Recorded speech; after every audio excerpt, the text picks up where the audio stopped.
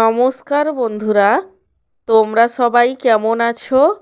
আশা করি সবাই ভালো আছো। আমার চ্যানেলে তোমাদের সবাইকে স্বাগত জানাই। আজকে আমার লাঞ্চের থালিতে কি কি মেনু আছে তারই ভিডিও তোমাদের সাথে শেয়ার করব।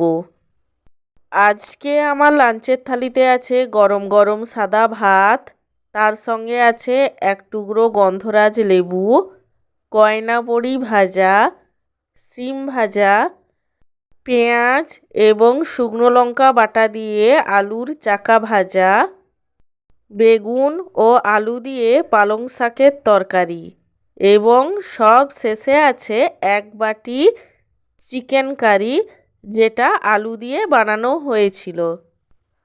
আমার আজকের এই লাঞ্চের থালির ভিডিওটি তোমাদের কেমন লাগলো সেটা কমেন্ট করে জানিও।